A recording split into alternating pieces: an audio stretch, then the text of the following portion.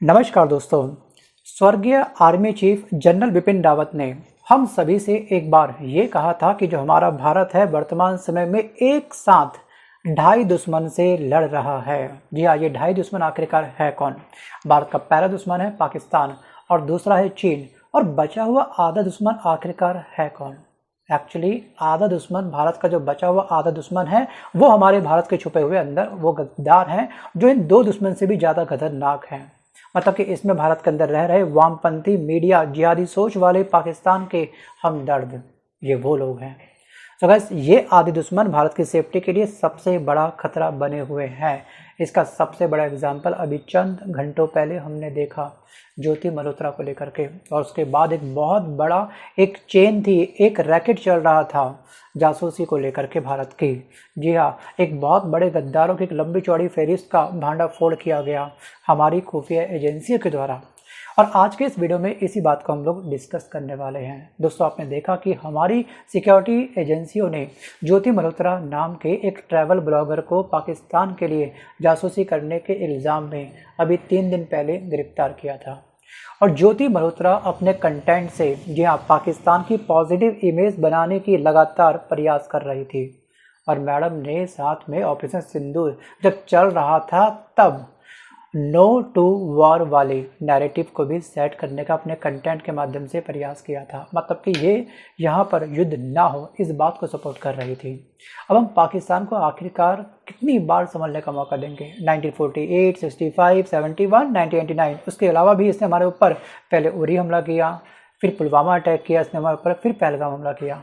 तो बस यहाँ पर ये फिलहाल जो हमने जवाब दिया ऑपरेशन सिंदूर के माध्यम से, ईट के जवाब हमने जो मिसाइल से दिया है, शायद ये मिसाइल अब काम कर जाएगी। लेकिन कहते हैं कुत्ते की दुम सीधी नहीं होती है, पाकिस्तान इतनी आसानी से नहीं बाज आने वाला।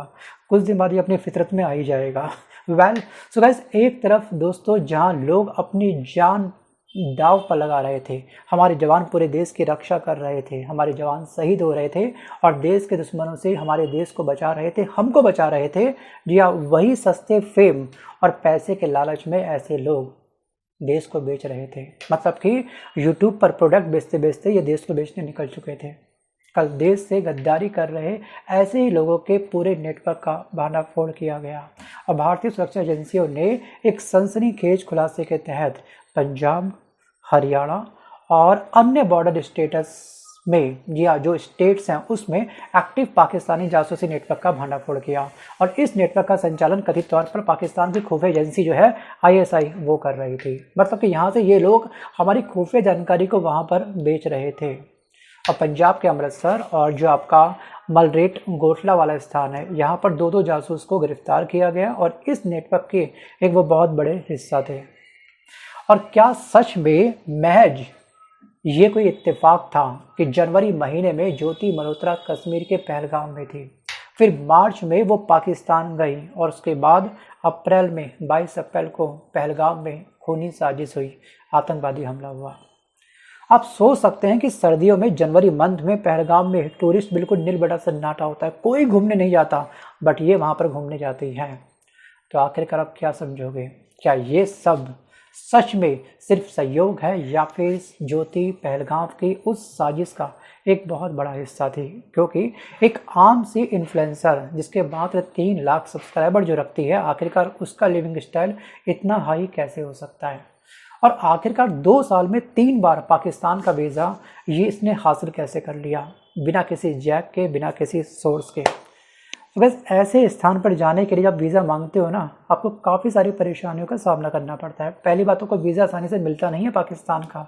एक बार अप्लाई करके देखिएगा, आपके दांत खट्टे ऐसे हो जाएंगे जैसे हमने पाकिस्तान के अभी ऑपरेशन सिंदूर के माध्यम से दांत खट्टे किए थे। और ये बड़ी आसानी से, मतलब कि 2 साल में 3 बार पाकिस्तान का दौरा करती है, वहाँ के अधिकारियों से मिलती है, वीडियो शूट करती है, अपने यूट्यूब प्लेटफॉर्म पर अपलोड करती है, दुनिया को बताती है। ये देती है एकता का संदेश कहीं ना कहीं। चलो हम ये मान लेते हैं कि पाकिस्तान एम्बेसी ने इनको वीज़ा प्रोवाइड कर दिया। शायद इनको पहली बार पाकिस्तान देखने का काफ़ी शौक़ था और इन्होंने अपनी बातों को तरीके से प्रस्तुत किया। ठीक है, एम्बेसी में जाकर के उनको पाकिस्तान का वीज़ा मिल भी गया। लेकिन फिर दूसरी बार, तीसरी बार जाना, क्या ये एक महज इत्तेफाक था? कैसे वो मरियम नवाज़ से मिली हैं? पाकिस्तान में अधिकारी दानिश उसका कैसे दोस्त बन गया। मतलब कि पहले प्यार हुआ, इकरार हुआ, उसके बाद यूट्यूबर का नाम बुरी तरीके से बर्बाद हुआ। मतलब कि यूट्यूबर प्रोडक्ट बेचते बेचते हमारे देश को बेचने निकल चुके हैं। और अगर ये सब भी इत्तेफाक है तो वो आईएसआई के साकिर का नंबर क्यों जट रंधावा के नाम से अपने मोबाइल में सेव कर रही थी। सच में क्या ज्योति इस खूनी साजिश में जो 22 अप्रैल को पहलगाम में हमला हुआ, क्या इसमें शामिल थी या सिर्फ गलत वक्त पर गलत जगह थी। तो देखिए दोस्तों, ज्योति मल्होत्रा फिलहाल पुलिस की हिरासत में है, उनके साथ इंक्वायरी चल रही है। और बीते कल के दिन हिसार का जो सिविल लाइन्स है वहाँ पर एनआईए के द्वारा, आईबी के द्वारा इनसे कुछ सवाल पूछे गए। हर सवाल में इन्होंने चुप्पी साध रखी थी। अभी इनके लैपटॉप की, मोबाइल की डेप्थ में इन्वेस्टिगेशन चल रही है। और कुछ नंबर जो मिले हैं पाकिस्तान अधिकारियों के, तमाम नंबर इसने अलग नंबर से सेव कर रखे थे, अलग नाम से सेव कर रखे थे। मतलब सोचिए एक बार ये चल क्या रहा है। मतलब कि यहाँ पर साफ साफ ये जो तमाम कड़ियाँ जुड़ी हुई हैं, ये साफ साफ दिख रही है कि ये आतंकवादियों का साथ दे रही थी। क्या ज्योति पैसों के लिए बिकी या प्यार के जाल में फंसी या फिर दोनों? ऐसे सवाल 24 घंटे में हम आम भारतीयों के मन में दौड़ रहे हैं, लगातार करवट ले रहे हैं। मतलब कि 3 लाख सब्सक्राइबर होने के बावजूद ये लड़की भारत से लेकर के चीन, पाकिस्तान और कई सेंसिटिव इलाकों में बिंदास खुल करके घूमती है, वहाँ की वीडियो शूट करती हैं, अपलोड करती हैं अपने सोशल मीडिया प्लेटफॉर्म पर। और इनकी लाइफ स्टाइल देखने से नहीं लगता कि दोस्तों ये साफ साफ इनका पैकेज बहुत ही, मतलब 3 लाख सब्सक्राइबर की इनकम पर ये इतना सब कुछ कर सकती हैं, या फिर ये लगता है कि ये कहीं ना कहीं एक अमीर शख्स की बेटी हैं। लेकिन ऐसा है नहीं। लाइफ स्टाइल से साफ चलता है पता कि पाकिस्तान के 5 स्टार के होटल्स में आराम फरमाती है, इंडोनेशिया के बाली में जाकर के ये घूम के आती है, और भारत के सेंसिटिव इलाकों में जैसे कि आपका कश्मीर हो गया, पंजाब हो गया, राजस्थान में बिना किसी रोक टोक के बिंदास वीडियो शूट करके आती हैं। और उसका परिवार दोस्तों सच कहूँ तो काफ़ी गरीब है। और पिता ने ये कहा है कि ये सिर्फ दिल्ली में जॉब करती थी और दिल्ली में सिर्फ ये 25,000 की नौकरी करती थी, ऐसा इन्होंने अपने शायद पेरेंट्स को बताया। तो फिर आखिरकार ये धन कहाँ से आया, इतना बड़ा धन इनके पास कहाँ से आया, ये एक बहुत बड़ा सवाल भी खड़ा करता है। क्या आजकल यूट्यूबर स्टार्टअप करते करते ये सब स्पाई वर्क भी करने लग गए हैं? जी हाँ, कुछ यूट्यूबर शायद हमारे देश को बेच रहे हैं, हमारे देश के लिए खतरा बन चुके हैं। मैं सबकी बात नहीं कर रहा हूँ, कुछ की बात कर रहा हूँ। अगर आप भी दोस्तों ये सोच रहे होंगे तो गूगल कीजिएगा एक बार। जी हाँ, आपको पता चल जाएगा कि सर्दियों में पहलगाम में टूरिस्ट बिल्कुल कम होता है।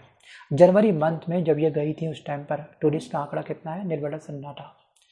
उसकी प्रोफाइल पाकिस्तान की इमेज से बुरी तरीके से भरी हुई थी और मोबाइल में आईएसआई के अधिकारी के कई नंबर वहाँ पर पाए गए उसके फ़ोन के अंदर, वो भी बदले हुए नामों से।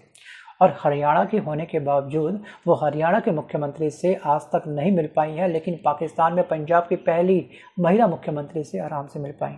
वीडियो बनाती रही, वीडियो बनाया और यूट्यूब पर अपलोड भी किया। तो बस इतना ही नहीं, ज्योति ने पाकिस्तान के कई वीवीआईपी लोगों से मुलाकात भी करी है। मरियम नवाज का इंटरव्यू उन्होंने लिया था और 3 बार पाकिस्तान जाकर के वहाँ के अधिकारियों के साथ इन्होंने मुलाकात करी। मतलब कि इनका नेटवर्क पाकिस्तान के साथ बहुत तगड़ा था। अब आपको क्या लगता है कि एक इन्फ्लुएंसर 3 लाख सब्सक्राइबर रखने वाले के लिंक इतनी जल्दी इतने बड़े लेवल तक पहुँच जाना, क्या ये सच में सहयोग है या फिर इसके पीछे एक बहुत बड़ी साजिश? Think about it. दोस्तों, कोई भी इन्फ्लुएंसर जब अपनी वीडियो को अपलोड करता है या फिर अपनी लाइव टेलीकास्ट करता है, लाइव स्ट्रीम करता है, तो उस समय वीडियो में लोकेशन टैग का ऑप्शन आता है जिसे हम लोग जियो टैग बोलते हैं। सो गाइस, ये जानकारी आईएसआई जैसी एजेंसियों के लिए, जो पाकिस्तान की खुफिया एजेंसी है उनके लिए, और जो आतंकवादी संगठन इस समय पनप रहे हैं पाकिस्तान के अंदर, उनके लिए ये जानकारी किसी खजाने से कम नहीं होती है।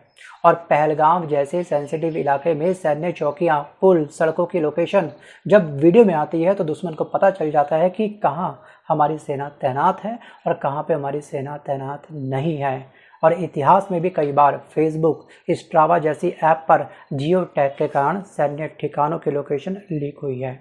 और 2010 में तो अमेरिकी रक्षा विभाग ने सोशल मीडिया पर लोकेशन टैगिंग पर बैन लगा दिया था।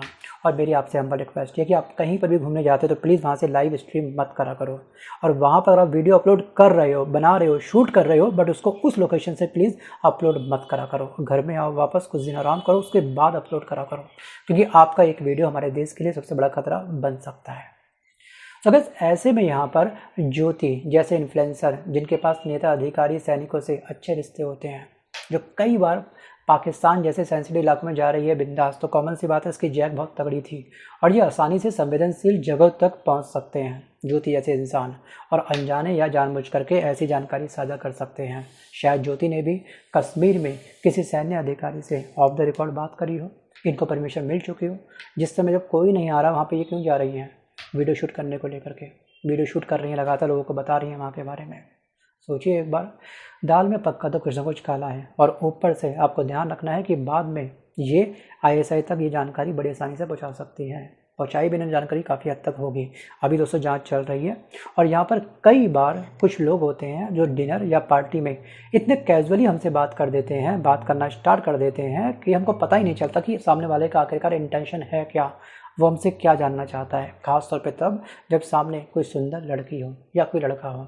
तो दोस्तों ये मैं टारगेट किसी जेंडर को स्पेशल नहीं कर रहा हूँ, हनी ट्रैप में कोई भी फंस सकता है और इसी को बोलते हैं हनी ट्रैप।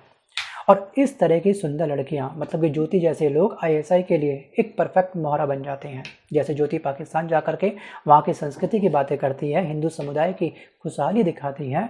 और दोस्तों ये कहीं ना कहीं एक बहुत बड़ा जहर है, मतलब कि ये सब जहर घोलने की एक निंजा ट्रिक होती है। अब दोस्तों आज के इस वीडियो में बस कर इतना है। अब आपको क्या लगता है, क्या सच में ज्योति मल्होत्रा क्या सच में गुनहगार है? आटे में नमक है या फिर नमक में आटा इन्होंने चला दिया? आपका क्या लगता है? वीडियो को पॉज करके अच्छे से डेप्थ में अच्छे से सोचिएगा, उसके बाद ही आप मुझे कमेंट करिएगा। मिलता हूँ जल्द तक नए वीडियो के साथ, तब तक के लिए धन्यवाद।